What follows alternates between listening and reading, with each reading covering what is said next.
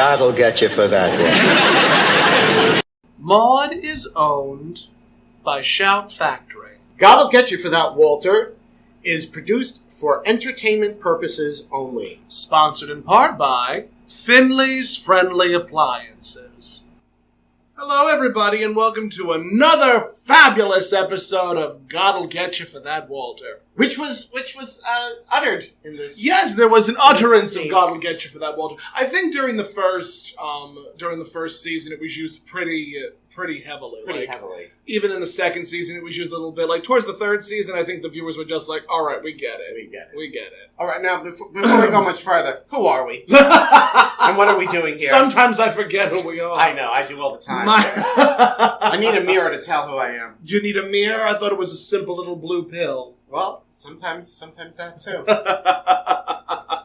My name is Tom Catt, and I am joined by the ever-fabulous and glamorous Miss Toni Homeperm. Yes, I feel so glamorous today. And, oh yes, in your tank top and shorts. I'm in shorts and nothing else. I'm in my velvet pants and my T-shirt and flip-flops. I know. We are the height of glamour. Stunning. Height of glamour and sophistication. Oh my. Today we are finally discussing the episode that really made Maude a household name. This is the doozy. This was the two-parter. We're going to be discussing the first part today, Yes. and then next week we're going to be discussing the second part. Because it's too much. It's a lot. It's a lot. It's a lot. It's definitely a lot to handle in one sitting. So the episode in question is, in fact, Maude's Dilemma Part 1. It was recorded, it aired on November 14th, 1972. Yes, it did. And what a doozy. What an episode. And I know I saw this when it originally aired. I was just a little kid. I was because my grandmother watched the show. She didn't really. I love the fact that you had a progressive grandmother. She was. She really was. But I remember I didn't really understand what it was about. And I think I remember asking my mother, and I think she sort of explained it to me at the time, but it still didn't fully grasp it. Still didn't fully grasp it. I mean, trust me, there are still dinosaurs in Congress who also don't fully grasp it. This is true. And of course, the issue that we're talking about is abortion. Yes, a very heavy topic. Heavy topic. For a sitcom. Even for a sitcom in the 70s, that's still a very ballsy topic to discuss. I mean, I don't even know of any... I can't even think of any other sitcoms that have dealt with the issue. I think Roseanne dealt with it. Roseanne and Maude, I think, were the only two. Outside of those two, you have it mentioned in cartoons like Family Guy and American Dad, like the Seth MacFarlane cartoons will sometimes mention it in jest or mention it in like sort of a black comedy kind of way. Okay. In poor taste. Right. Which is the brand. Okay. But yeah, this, when it comes to abortion in terms of Maude, it was handled in the most docile, delicate way imaginable. There really was nothing grotesque about it. There was nothing, like, aggressively in your face, like, ew, abortion, they handled it in a very professional, astute way. Well, they hardly even used the word. They used it once. The word was mentioned once out of Adrienne Barbeau's mouth. Yeah, that was, other than that, it was just, they were... implying it, making reference to it, but never actually saying the word. Probably because you weren't able or allowed to say that. They probably were. The network censors probably were only allowing them to say the word once. More than likely is what I'm guessing. No, that had to have been the case. Yeah, that most assuredly was the case. And it's still a hot button issue today, which again just leans into the idea that Maude needs to make a comeback. But even as much as Maude needs to make a comeback, there were still some very off-color jokes made during this episode's run. Yes. But it is an issue that we still have to address, because this episode deals heavily with it. And it's still a controversial topic. Yeah, it's still a very controversial topic. As a matter of fact, before we started airing, I had told Tony that when I did Maude live, the first episode that I wanted to do, we ended up doing Maude's facelift. Part 1 and 2. It was still a two-parter, but I wanted to initially do Maude's Dilemma just because it was a very hot button issue at the time. I mean, it still is, but at the time it was still being addressed in Congress. There were still proponents of people who were pro-life saying, well, you can't do that. And then there were these awful videos that were displayed, I think, in some argument against pro-choice. And just this episode aired, I think right before it became legal everywhere, before Roe v. Wade. It aired before Roe v. Wade. And then when Roe v. Wade was passed, they aired the episode again, and that's when the outpouring of like negative fan mail and positive fan mail all were sent to B. Arthur. But to talk about Maude Live for a second, I had addressed this with my cast, and my Vivian, my Summer Orlando, she turns to me and she goes, why don't we do something a little less controversial? So the fact that even my cast members are saying, let's not do something so controversial, only lends itself to the idea that this issue is still very much talked about and very much trying to be, it's still the topic of conversation that comes up. Yes. But in this house, we are pro-choice. We are very much pro-woman. I've always felt that it's not a man's decision. It's not a man's decision. I mean, we don't carry the child. It's not our body. It is not. And unfortunately, it's a lot of typical white male patriarchy. Might whale. Yep, there's that dyslexia. We're in its ugly head. I thought you were going southern. White male chauvinism. Yes. We can have an entire episode. Yeah, well, we could talk about that for hours. We most certainly could. All right. But now, of course, we've gotten way ahead of ourselves. So let's start at the beginning. Start at the beginning. A very good place to start. So, Florida is bringing coffee out, I believe. Yes, because tonight Maude is hosting the bridge game. The bridge. And she's hosting bridge for the evening. And this is actually the first... I mean, I know that we're getting ahead of it, but this was the first time that we were introduced to Vivian. Who was played by Rue McClanahan. Her B. Arthur's... B. Arthur's friend. And of course, co-star from The Golden Girls. The Golden Girls. Yes. And now Florida starts... She's giving Carol mail, and she remarks that... It's none of her business, but why is there MS in front of your name? Yes, MS. And MS stands for... Ms. And, that's still... I learned it in kindergarten, and it still confuses me. Ms? Ms, Mrs., Miss, they all confuse me. Because, you were taught Mrs. stood for... A married woman. Miss was a single woman. And Miss was a single woman. And Ms. could be any woman. Any woman. And almost like Mademoiselle. Yes. And of course, for men, it's always Mr. Yes. Again, always the white, white whale chauvinism. Right. White male. White male? The great white whale hunting. We're all little Captain Ahab and all of us. Yes. I think I even have a peg leg somewhere. Hollow leg. I wish. But yeah, that very, very much, such a male chauvinist thing. A man is always Mr. You don't know if he's single, married, or whatever. It has no, his marital status is irrelevant to what he is as a human being. Correct. But a woman, it always had to be. Oh well, we need to know whether she's single, married or single, married or single, by whether she's referred to as Miss or Mrs. Mrs. Yes, and even today, there are new. Oh God, what are they called? Every time you fill it, a suffix. There are new suffixes coming out all the time. Now there's MX. MX for mix. For mix. Yeah. Yeah. I'd like to use Mix. Would you? Mm-hmm. I'd use it. I'd use it in a second, absolutely. Okay. I just wish that it was, you were able to put it on forums. I'm sure eventually you will be Yes, able to. more than one. In my lifetime. My lifetime. It eventually happened with Ms. Yep. It'll eventually happen with MX. MX. Yep, So. it will, and I'm very excited. It's funny you bring up MX because I'm working on a drag competition that's going to be at New Bar. Yes. And, it's either going to be whoever wins, because it's open to drag performers of all, all genders. Of all gender. And identifications. Identification.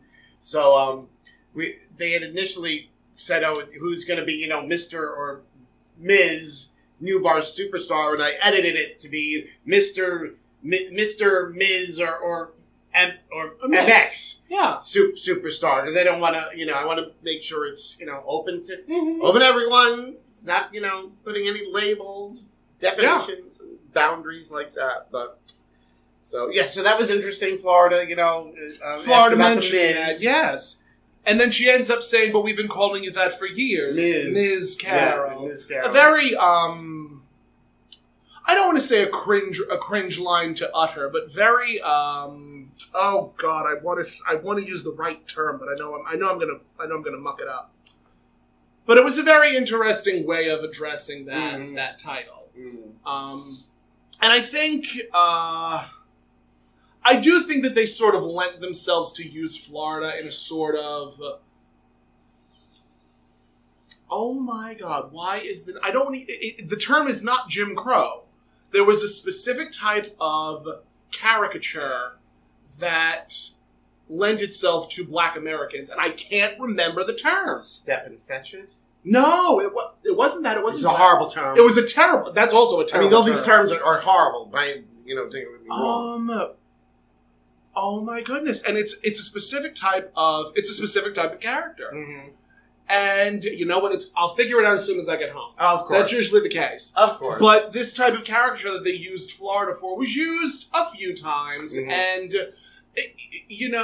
the topic of race is something that does get brought up a lot when Maude is referenced. Because a lot of people... As a matter of fact, when I posted a video on TikTok, there was a few comments that were like, this woman was racist, this woman was anti-Black. And I go and I look back at the episodes and I'm like, I don't think Maude, as played by B. Arthur, is a racist character. Right. I think she is more and I hate using the expression, but a product of her time. Yes. Where you sort of, like, the writers only knew how far to go. Right. The writers did not know or understand that we would be in this sort of,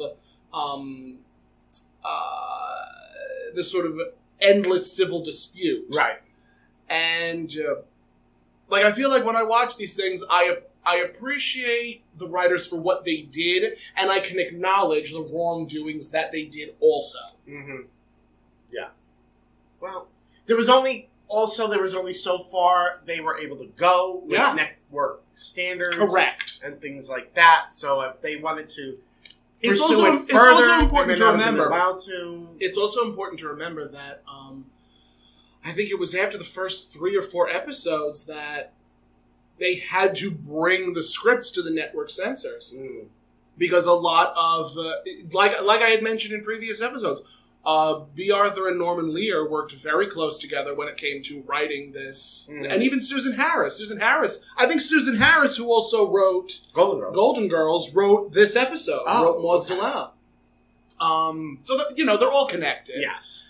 And, where was I going with that? I was going someplace with it. And then it just went away. Oh, wow. It went away. I'm sorry. I'm sure it was a good place.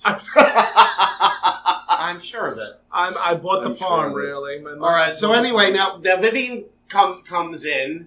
Yes. And it's also important to know that Carol came downstairs after giving her son Philip some ice cream because he was sick. He was sick and throwing up. Yes. I think he was sick with the flu or like a stomach bug. Something like that. Some of that effect. Yes. But Vivian enters and they made Vivian up to be close to Maude's age. Yes, they made her look. She looks older in Maude than she did in the Golden Girls. Wait, she looks younger later on in the series. Oh, okay. Like, that was the episode Maude's Facelift is where Vivian goes to get a facelift. Okay. And it becomes this sort of conversation between what makes a woman and how a woman is supposed to look beautiful to attract a mate, all that fun stuff. Of course.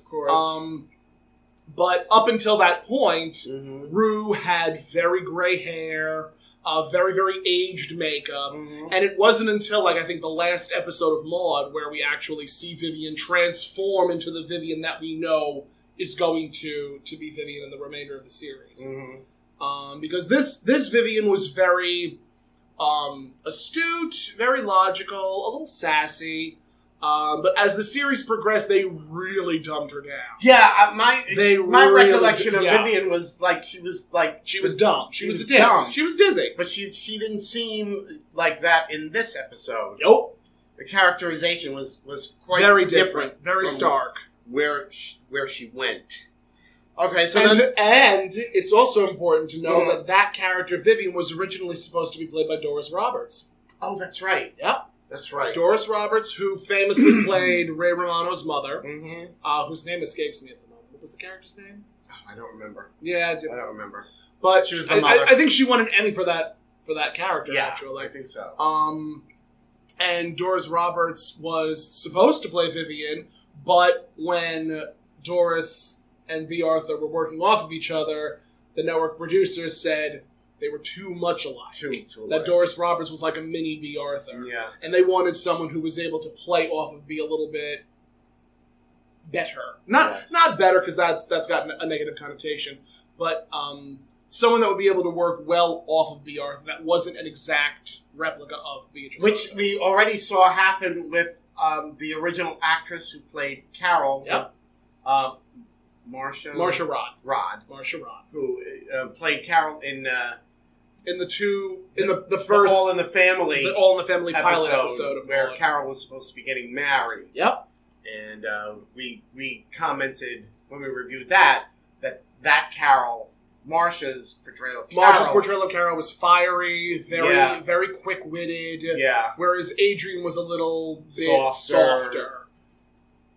Softer, more feminine, we'll say. Younger, bustier. Yes. Has like Marcia Rod, for all that she had, for all her talent, Adrian had a curvier figure. Yeah. And when it came to Doris Roberts, like, you don't want Maude to have another Maude.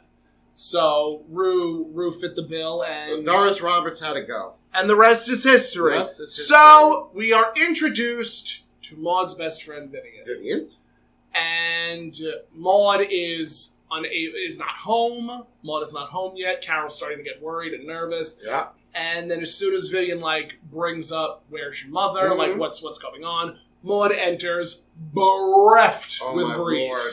Yeah. Completely and totally destroyed by the news that she has received. She is hitting herself on the shoulder. She's hitting herself on the leg. When asked... She's screaming at them to leave her alone. Yeah, screaming at them to leave her alone. I think one of my favorite lines that she said was when Carol asked, "Mother, it's such and such a time. Where have you been?" She goes, "Carol, I'm proud of you. Only 28 years old and already you tell time." Right.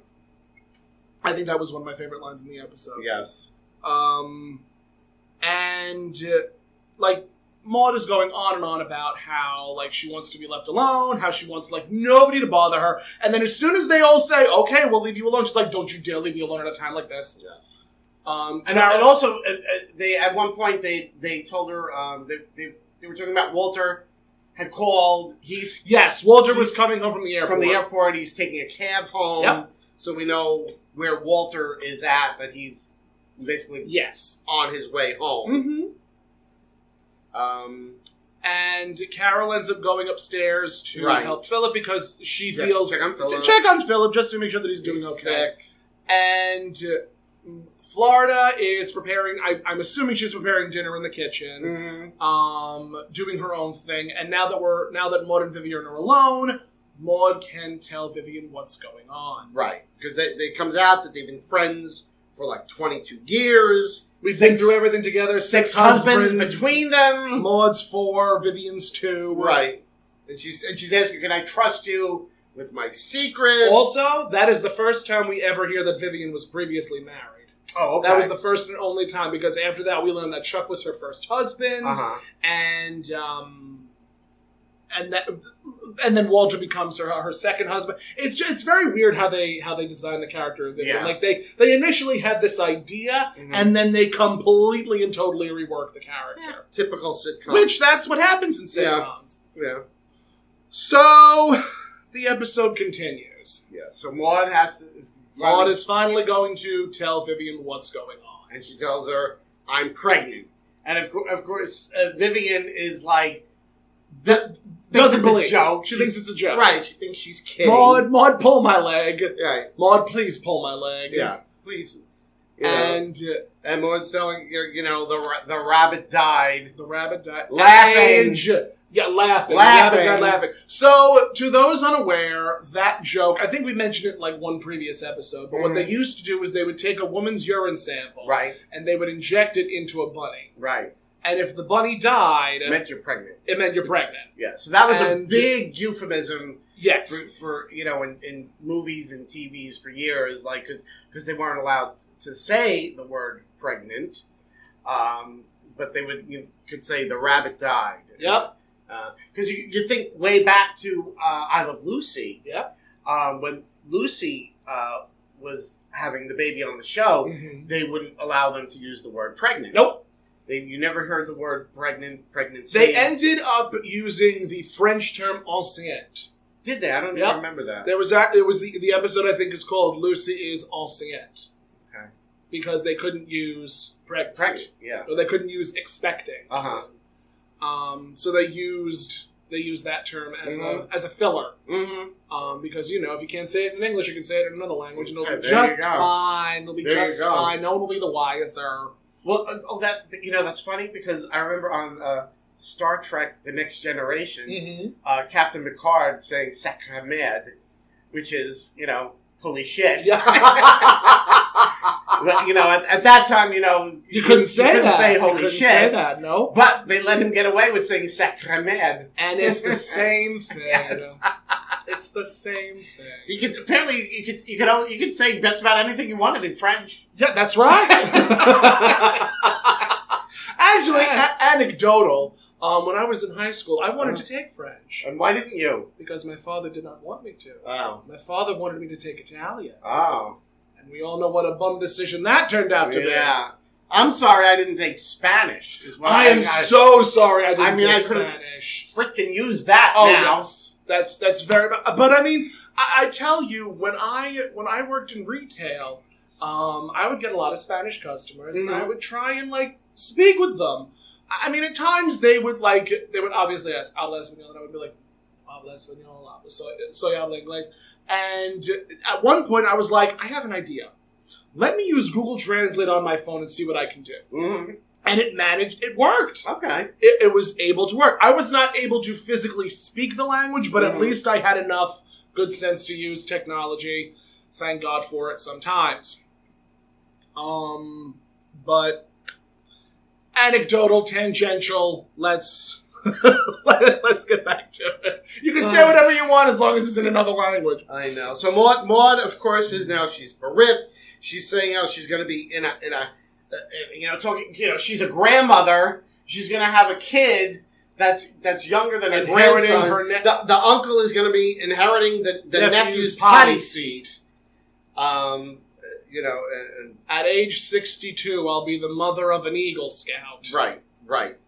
And she's going to have to be dealing with Dr. Spock and Spit Up and all that fun stuff that all mothers deal with. Yes. And then now Carol comes back down, and Philip's throwing up again. Yes. And then Maude says, "I better go and help him, or I better go and join him." Right. Because she evidently needs the practice. Right. So, I don't know how it gets decided that Vivian is going to... I don't remember how it's decided Vivian is going to tell Carol what's going on. Maude could not tell Carol because that was Maude was just so overcome with grief and Yes. and bereavement that she insists that Vivian tell Carol what the dealio is. Yes. And Vivian's like, now Carol, And do you remember when you were just a little girl? Vivian puts on this sort of like overtly cutesy baby type voice for some reason.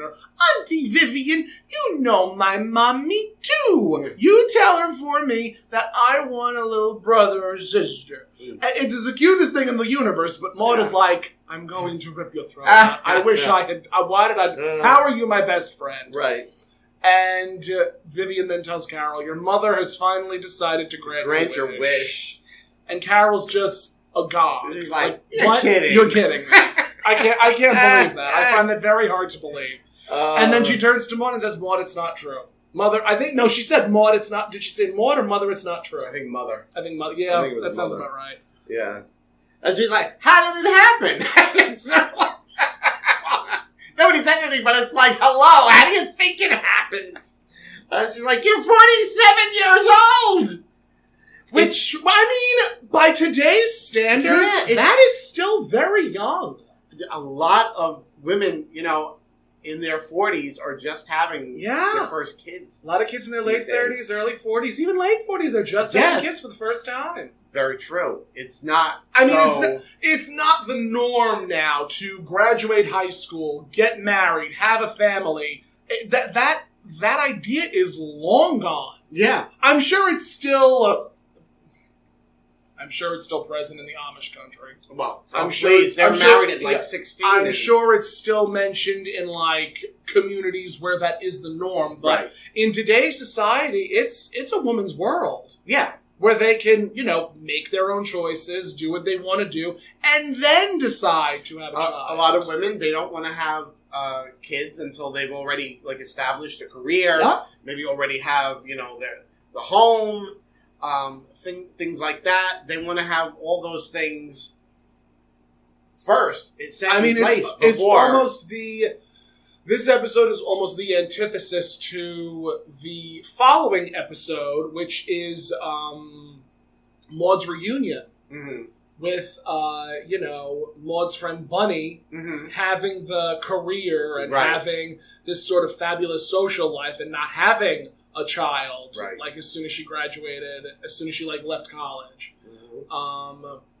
But we discussed that later. That is a later topic. Yes. But it's really sort of important to understand that women during the 70s were treated like objects. Like they were only supposed to be there to be knocked up and to be barefoot and pregnant. I always say knocked up and pregnant. I don't know why. They mean the same thing, Tom. They mean this. It's dyslexia. Now Florida comes in and she's sort of overheard the baby talk. She's like wants to know is it Vivian having a baby? Is it Carol having a baby? And then she turns to Maude and Maude just cannot look at her. And Florida is just my aching back. Why? Yeah. I think my second favorite line is her saying to Maude, if you're sorry, I'm sorry.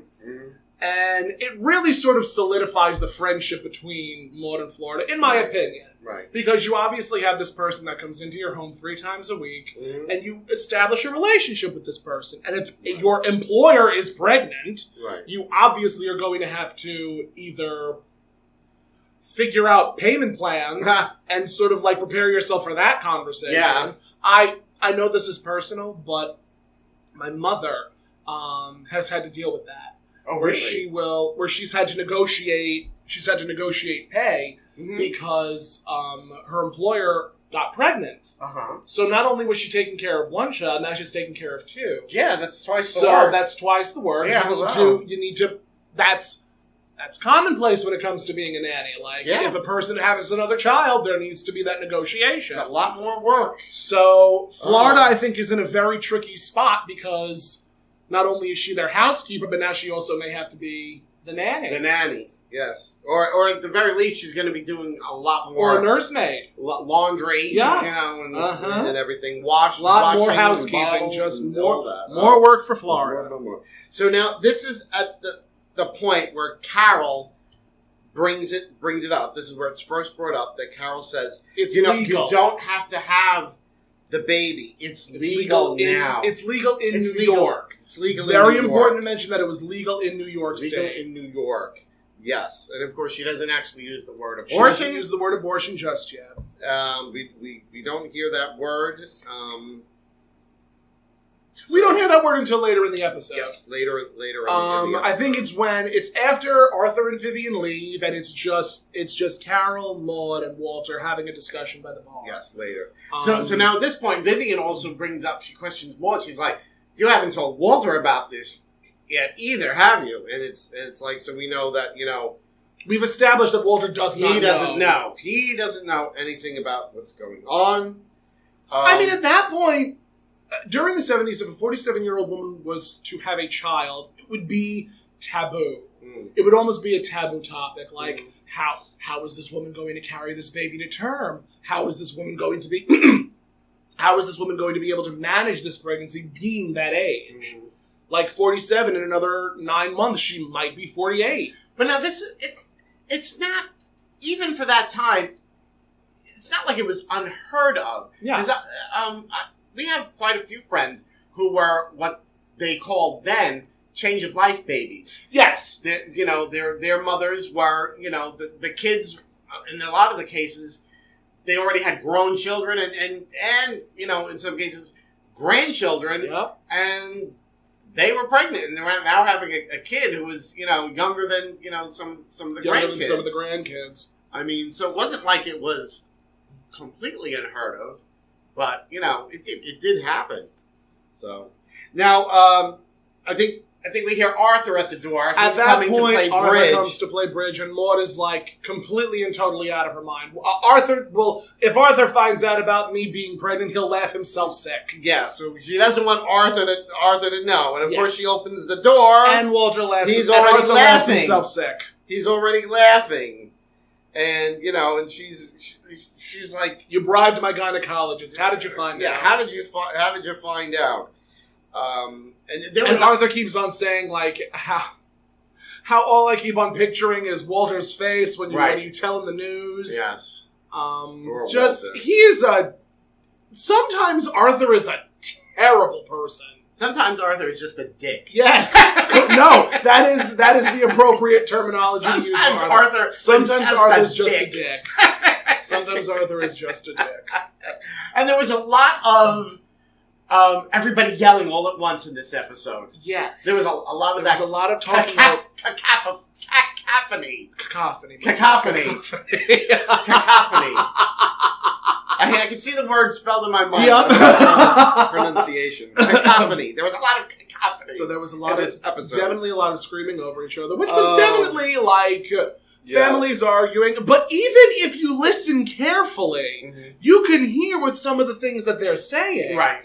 Like, well, they start questioning Maude about what birth control was she using. Which, a very astute observation to make, because Maude says, "I don't take them, they give me migraines." Grace of Hill. And what a lot of people are learning is that there are some birth controls that will not work properly with the woman's body chemistry. Oh. And will end up causing them to have heavier flows, will end up causing them to have severe cramping and severe migraines.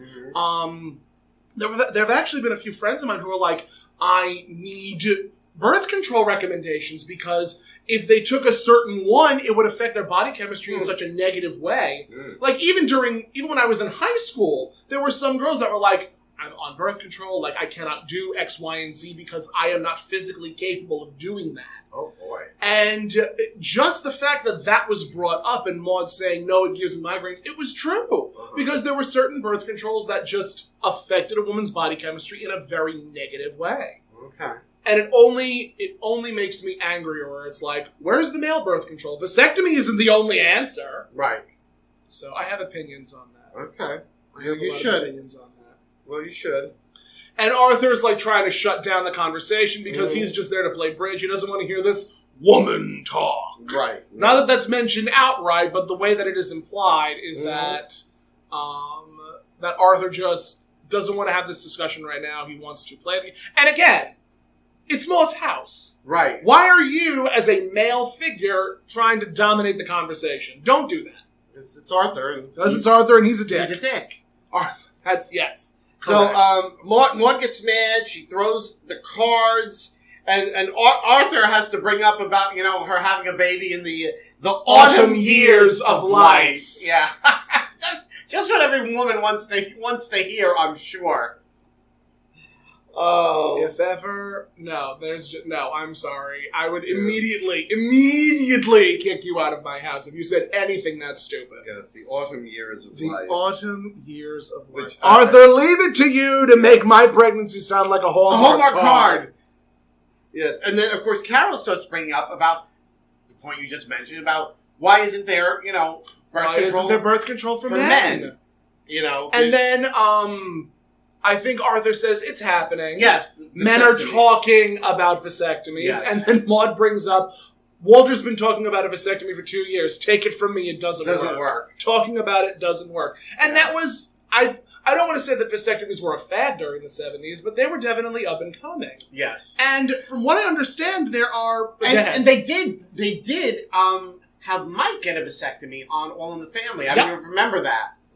So that was like the first time, a character on a sitcom yes. got a vasectomy. I remember that very, very distinctly. Mm-hmm. It was, just thinking about that is like... as men... Thinking about anything, surgically down there, it makes sit up straight in your seat. Makes you sit up straight, makes you cross your legs. But it is so much more of a simpler procedure. It's a simpler operation. For a man, it is reversible. It's but it's like an in-office procedure. They use a local anesthetic. They use a local anesthetic. You don't even need to be put under. No. And whereas when a woman gets their tubes tied, it's major. It's surgery. an event. Yeah, that's Also worth noting, and I have read posts, I've read articles, I've tried to put my mind into some of these things that I've read. There are a lot of doctors who will not perform that operation on a woman. No, not a vasectomy, but they will not perform the operation of a woman having their tubes tied. Really? Unless they get the husband's permission, unless they get permission from a referring doctor. Yeah, oh yes, that's ridiculous. These are real things that happen to real women in this country. I hope not in New York. No, I don't believe. I can't imagine them getting away with that in New York. But I have definitely heard. I'm sure, heard places like Mississippi or Tennessee, absolutely, Kentucky, the Bible Belt, correct. States you're gonna have. But even so, it's a real thing that happens to these women that they need the permission of their husbands in order to, because the doctors will say, "Oh, well, you might change your mind. You might want to have kids at some point." And it's like, that's not your decision to make. Right. It is up to the woman, and that's the end. Right. So it's just... This country does not know how to treat women properly. No, it does not. But then again, show me a country that does. Well, I think places like Finland and Sweden, those Nordic Denmark, countries, are quite more. They're more understanding and progressive, yes. Certainly more progressive. Yeah, with the But I mean, even hospital stay is like $20 or something like that. Or... What was the joke that used to be made if a woman wanted to have an abortion, they would have to go to Mexico for an operation? Right. They would never call it abortion. They would never call it terminating a pregnancy. Right. They would call it going to Mexico to have an operation. Or they went to Europe. On vacation or something. Exactly. Like that. Yeah. So this episode was very, very, very progressively focused. Because back in the day, like a poor woman, could, the only way to get an abortion would have to be like back alley, illegal, very dangerous. However, there were a lot of women that even died because of those things. Many women. However, if you had money, if you had money, you can go and fly to those places and go. Or a lot of times, the doctor would like just say, "Oh, they're just going to make that it was it needed to be done for the pregnancy wasn't viable or something, and it was a health risk to the woman or something like that, and and then they would do it. You know, for those who had the means money. to do Means to do it. Yeah.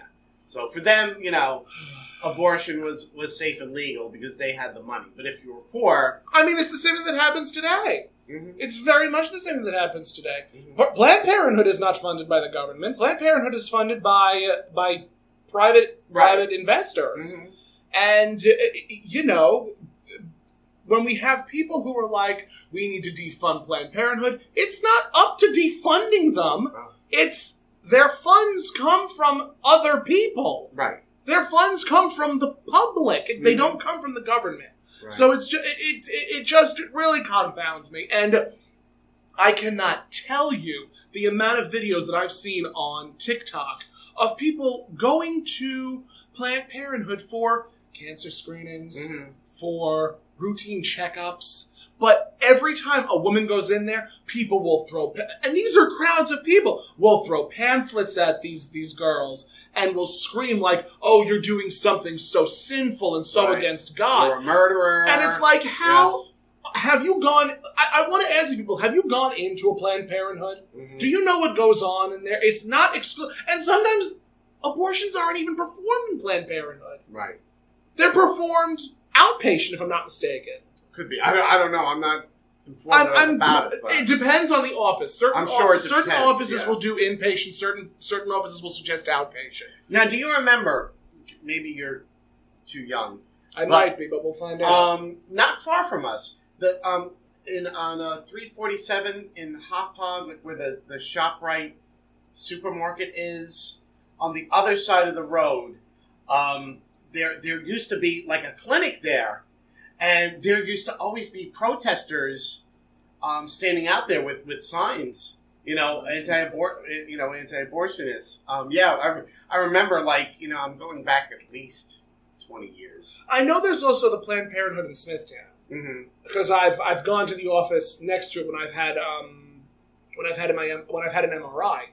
Were there protesters standing? No, no, there were never any protesters in front of that building. Okay, and it's in Smithtown, which is a pretty white suburban neighborhood. Right. But even so, I've never seen I've never seen the signs. I've never seen people like. Yeah, well, they used to be there. Oh, I'm sure. But I think that's on a main road. But that clinic, I guess it closed because they're, I don't know what's there now, but it's not. I guess it's not a clinic, but there's no protesters there. But they used to be there all the time. Yeah, every time we were going to it was their job. When we'd be going to the supermarket to achieve them. Sometimes I just want to take a step back and ask these people, what is your day job? Yeah, right. What do you do for fun? Do you just go to places to make a mess of things? Right. Yeah. Just... And the other thing, too, is even if a woman is going there for a termination, for an abortion, what business is it of theirs? The last thing she needs to see are these people with these signs and yelling at them. And I had a conversation with a family member, and she put it in very simple terms. I, as a male-presenting individual, could not know the guilt of going through with an abortion. Of course not. And I agree with her. Yeah.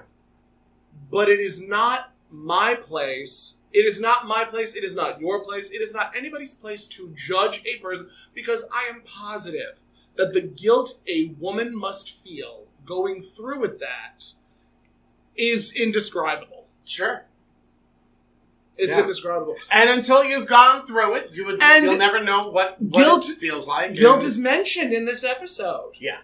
Guilt is most assuredly mentioned in this episode. Yes, it is. So the episode does continue. Yes. And Carol ends up calling out Walter for his male chauvinism, which I love that so much. And as they're all arguing over each other, Walter enters. That's when he comes in. And of course, they're actually arguing when he comes in. They don't even realize he's walking the door until he has to whistle, and they realize in there, and then he's going over to Maude, who's getting coffee, and he says, "How's my baby?" And she's filling the coffee cup, and she just keeps pouring it, and then it's overflowing.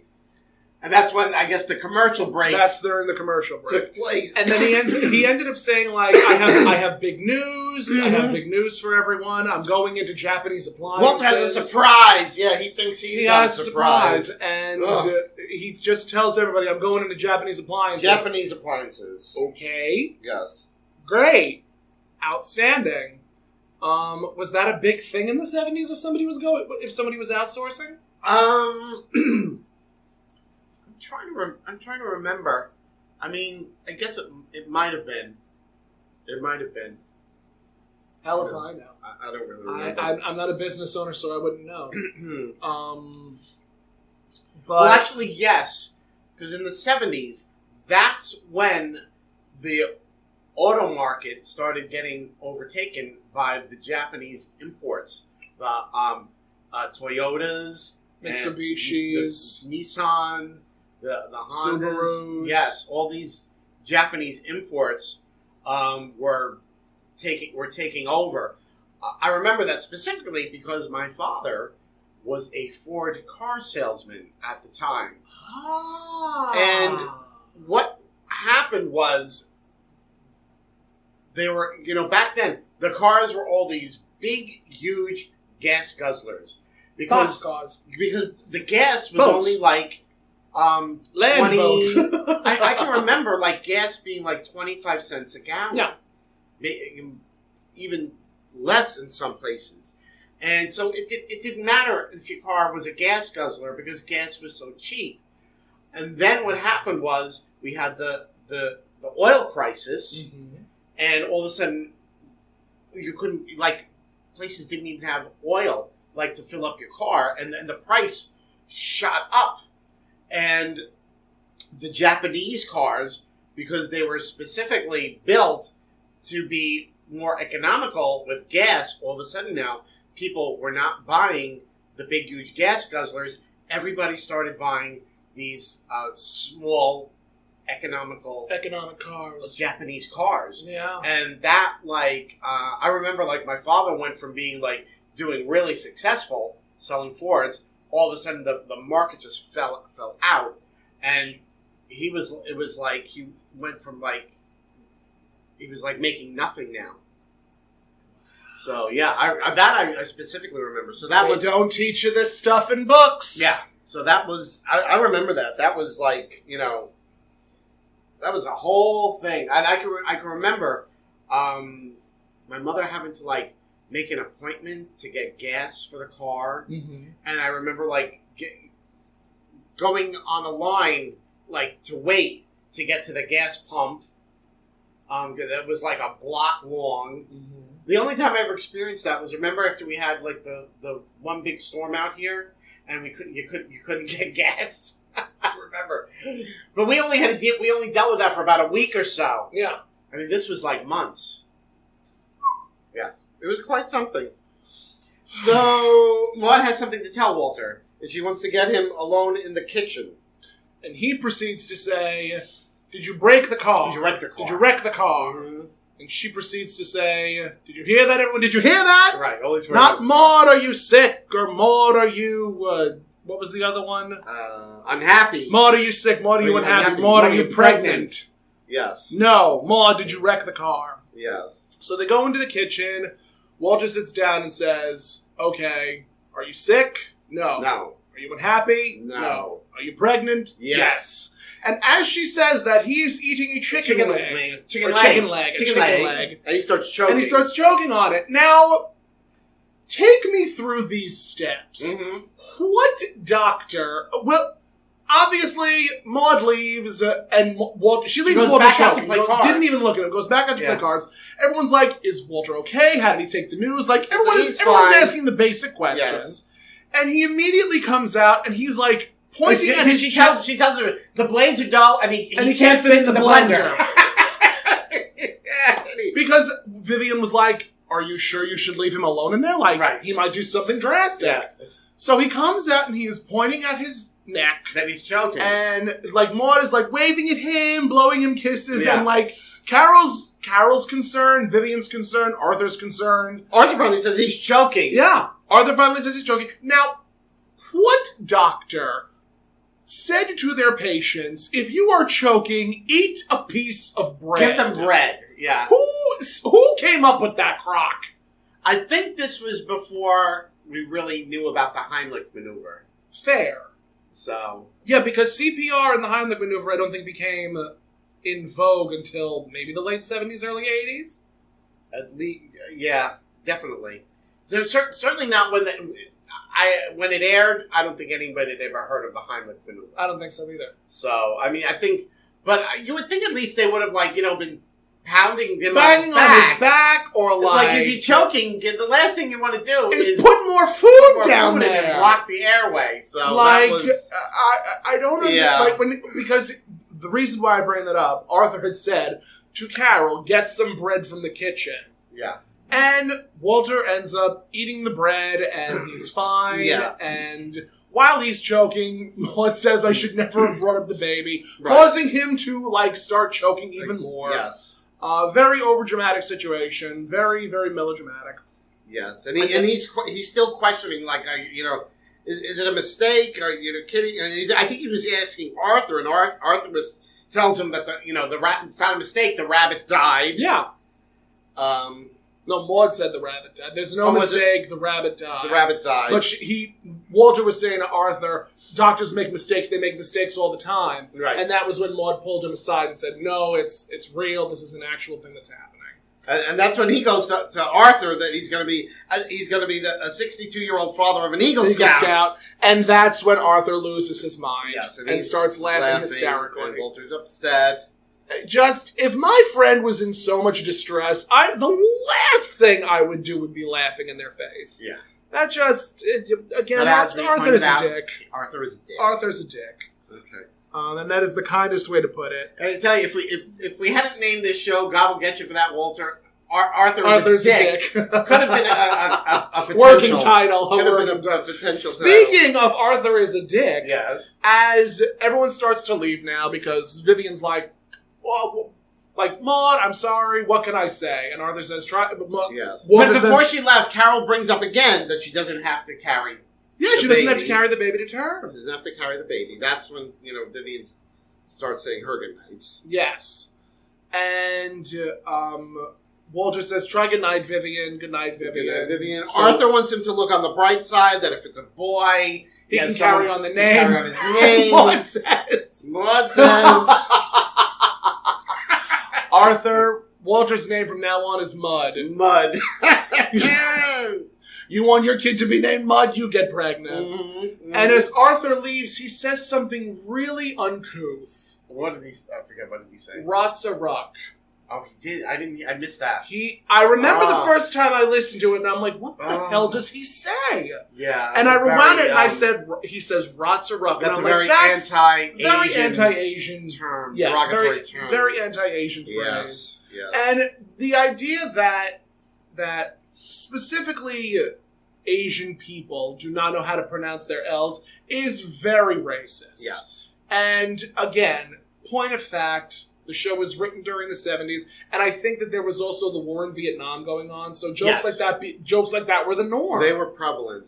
I remember, my grandmother, when we were going to have Chinese takeout. It wouldn't be called Chinese food. No, there was a very derogatory term that we used, and my grandmother, she wasn't a racist. I mean, she welcomed anybody into her home. She was always nice to everyone. Yeah.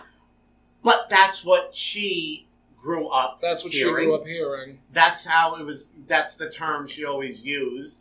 But it's learned behavior. Yeah, it's learned behavior. And the best terrible. It is very difficult to unlearn something when it has been so ingrained in your personage for years. Very, very true. But that was it was quite prevalent. Yeah. That to use anti-Asian terms and derogatory terms like that, and was not a good thing. I mean, and then we have Avenue Q with the song "Everyone's a Little Bit Racist," and that features Asian stereotypes. Yes. It features I forget the name of the woman who she's the college professor with the short white hair who does she's very famous for doing those the social experiments. Oh my God! I know exactly what you're talking CNN. about. Yes, I'm so sorry. I can't we remember her name. We'll address her in the next episode. And she she's very outspoken about saying, "I am a racist." Mm-hmm. She says, people who'll say, "Oh, I'm not a racist." It's like, well, yes, you are. Yes, you are a racist. This is a racist country. We've all been brought up, believing racist things. Yep. There is no way to escape racism. She says, but it's better to say, I'm a racist, and acknowledge that and say, yes, I'm a racist, but I am going to work to unlearn these racist behaviors, rather than to just be like, I'm not a racist, and you continue to perpetuate the racist behavior. So, and it's killing me. I can't remember her name. I'm going to look her up as quickly as possible. Can you type any faster? Oh my goodness! But she's very famous for doing the experiment. She did it on Jane Oprah. Elliott. That's it. Jane Elliott. She's very famous. She did on Oprah. She did the Blue Eyes Brown Eyes experiment, where they separated people and by the blue eyes, crowd brown eyes. erupted. Yes, and like the blue eyed people who got treated poorly. When she pointed out to them, she said, you experienced racism for 45 minutes of your life, and you are so completely outraged and angered. She said, now imagine how a black person feels who's had to live that their entire life. I think she even posed the question, how many people in here would want to live life as a black person? And nobody raised their hands. It's like, so it's that racist. black people are, you know that this community is being treated poorly. Right, what are you doing about it? Right. So. But we digress. Of course, the main topic. The main topic is abortion. But abortion. It's again one of those things where you have to acknowledge these things in these shows from this era. So as Arthur leaves, it becomes the big conversation of Maud and Walter having the conversation, and Carol being wait. Walter is making them a drink. And yes! Maud wants a double. And Maud wants a double because she's drinking for two. She's drinking for two. Now that is something something you would never see today. You would never see in today's world. If you're pregnant, you don't smoke, you don't drink, you don't have any vices. Yeah. Because those chemicals can seriously affect the production of your child. Right. So, although I think nowadays they'll tell a woman they can have like an occasional glass of white wine, one glass of white like wine, but they really nothing anything heavy. It's really frowned upon. Because fetal alcohol syndrome is a real thing. Yes, it is. So same with smoking. Yeah, smoking. Although my mother smoked when she had me, and we're all thankful for it. But I mean, back then. No one cared. I'm in the in the 60s and before then, everyone smoked. You look at I Love Lucy; they all smoked. Lucy smoked, I think, through the entirety of her pregnancy. Yeah, I mean, cigarettes, for all intent and purposes, were a sign of glamour, a sign of sophistication, a sign of status. Yes. And nowadays, they're more a sign of anxiety and cancer and all that fun stuff. Yes. So, again, product of the time. Drinking while pregnant was just... No one thought about it. No one gave Well, it at that time, thought. I don't think they even I don't know if they didn't know about fetal alcohol syndrome or if it just was something that was not widely publicized, discussed. So you would not see a pregnant woman with a glass of scotch, with a double, with a double of scotch or a double of bourbon, whatever it was. Oh, so Carol again. She comes back down after checking on Philip, and that's when she actually uses the Uses word the word abortion. That's the one and only time it's said. The conversation between Carol and Maude is very, indicative of their relationship as mother and daughter. Mm. It's a very good conversation between, these two figures, this mother and daughter, and it's just, I love how logical the writers made Carol. They made her a very logical, smart, intelligent, young 30-something, about to become 30, and they just made her so intelligent. Yes. And I'm so thankful that they were able to make this character as logical and as thorough, because in this instance, Maude can't be the logical one because it's physically happening to her. Right. And now Carol goes on, this discussion. She's saying that, abortion it's legal in New York, where before saying as women they're now they have rights. Before, abortion was a dirty word. It was a dirty word. And it was dangerous and it was sinful. Yes. And it's not anymore. It's as simple as going to the dentist. Although I don't know, I'm not so sure about that, but she points out it's a single operation. Simple operation. I thought she said, did she say simple or single? No, I think she said simple. Simple? It's a simple operation. Okay, simple operation.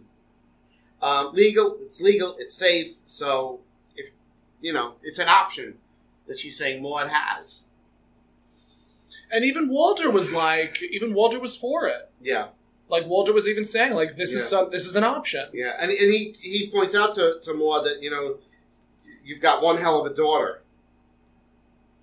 Yeah. And Maude is saying that, she feels silly, she's scared. It's not fun having a kid who can beat you up the stairs. Yes. But she also feels guilty about even considering abortion. There was actually something that I caught that was interesting, because Carol had said to Maude, you were for it when they legalized it. Mm-hmm. And Maude says, of course, I wasn't pregnant then. Yeah. Which is something that a lot of people deal with when it comes to legislation that's passed. It's like, until it affects you, does it really become... Does it really become the law? Right. So, we as queer people have definitely gotten our fair share of that. Mm-hmm. But as a woman, like, you want your rights. You want your rights to do what it is best for you and your body. Right.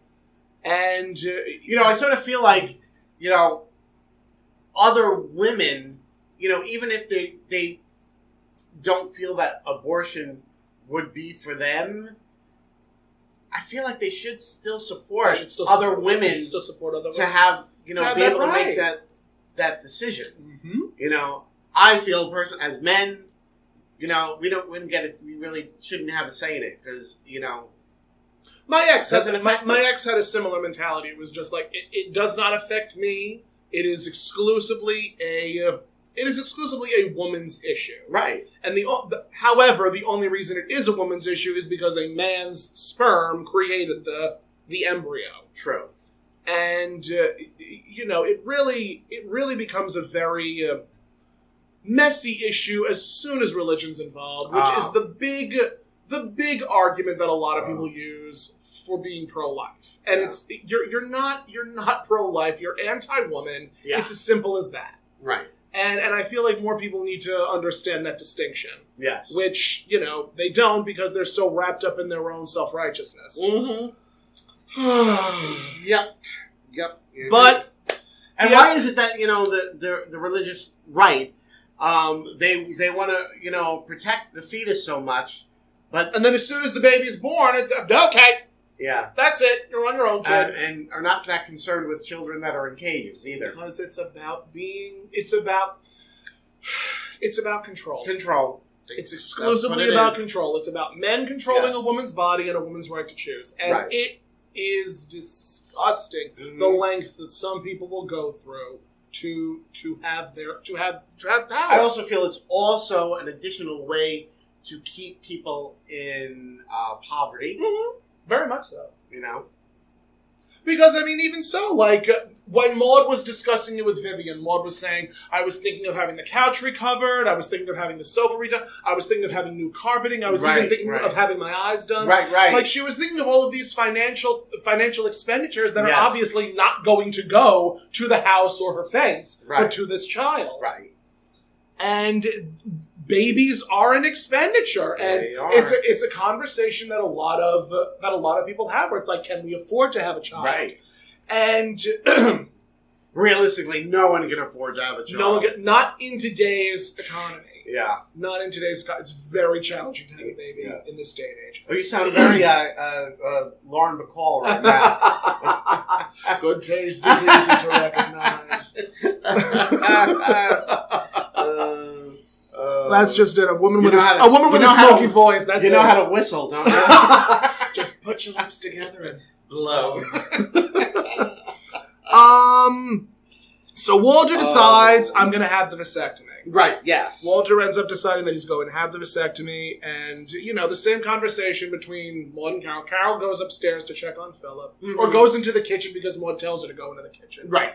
And Walter decides to have the vasectomy. And, Maude says, it's like going to the dentist, which is exactly what Carol only just told to her. Yes.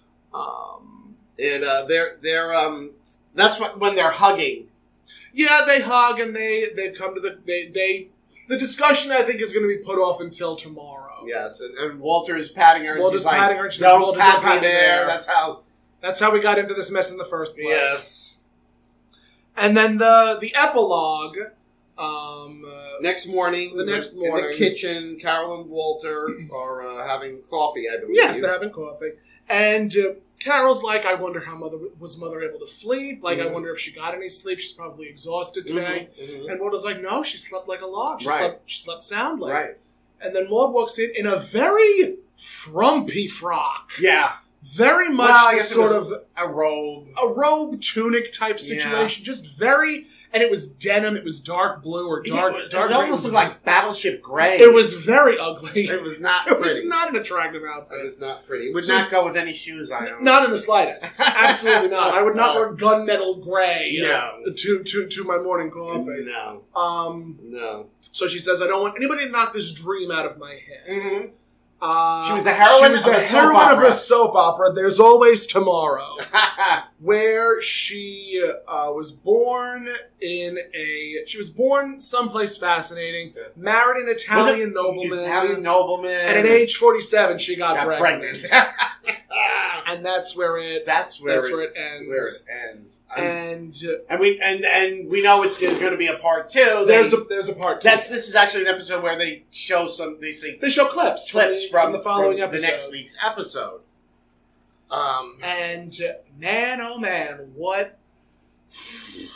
I'm exhausted just having. I'm just exhausted having gone through that episode. There's just so much to unpack. And again, one of the beautiful things about the writers is that they packed these episodes with so much information. Like, I was watching The Nanny, and I've been watching The Nanny a lot. I've been watching The Nanny and Bewitched, 2 sitcoms that I wish I had on DVD. Right. And I was just watching them, and there's a lot of fluff. Yeah. There's a lot of fluff in those episodes. Yes. When you look at Norman Lear's episode, there is something in every single episode. There is a lot of meat. So much meat. Not many potatoes, but a lot of meat in those episodes. Yeah. And Maude is absolutely 100% no exception to the rule. Like, there is just so much to unpack specifically in the first season of Maude. Like I've mentioned in previous episodes, when we get to like the 2nd, 3rd, 4th, 5th, 6th seasons, there's a lot more comedy. Okay. There's a lot more comedy. There's a lot more.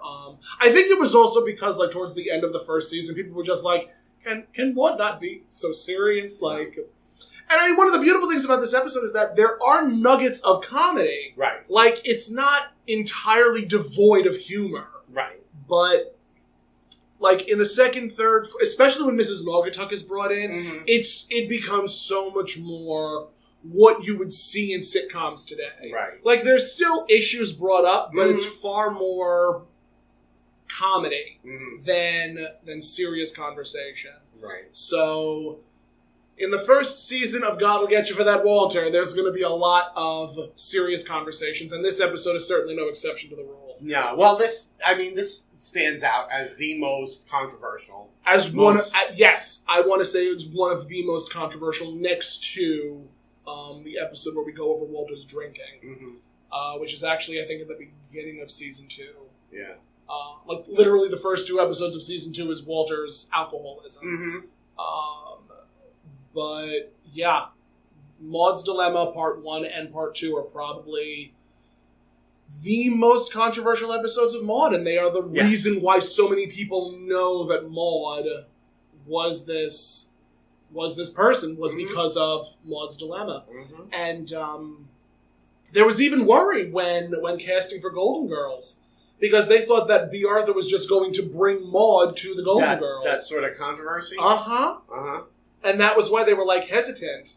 But when Rue was like, the part was written for you. Right. Like, they wanted a B. Arthur type. Yeah. And, like, what are you doing? Like, why are you, not joining this crew of people? And the producers were nervous to bring B. Arthur on because of the Maude controversy. Well, fortunately, they did. They got her on, and now we have 2 fabulous sitcoms starring Beatrice Arthur. And I, personally, could not be happier. Yeah, it gave you a career. You bitch. It did, though. That's the funny part. But thank you so much for joining us on this marvelously controversial episode of God Will Get You for That, Walter. And, of course, they have to join us for next week's episode. Join us for next week's episode of God Will Get You for That, Walter. We will be discussing Maude's Dilemma Part 2. Part 2. My name is Tomcat, and you can follow me on all forms of social media at ThatTomcat and ThatTomcat.com. If you would like to follow my fabulous co-host, you can at ToniHomeperm.com. That's Tony with an I. And, of course, they can always follow God Will Get You for That, Walter, on Facebook and on Instagram. And on Instagram at Findley's Friendly Appliances. Please feel free to email us, comment us, chat with us. We are always welcoming, topics from the fans. Of course. And we're always looking for new people to, become friendly with. And, of course, the email is also... And our email is findleysfriendlyappliances@gmail.com. Yes, very good. You'll get a gold star. Oh, how nice. I'm a real student with real ambitions. But thank you so much for listening. For listening, not watching. Thank you so much. We watched each other. We watched each other, and we watched They get to listen to us. But thank you for listening, and we'll see you on another episode of God Will Get You for That, Walter. Bye, guys.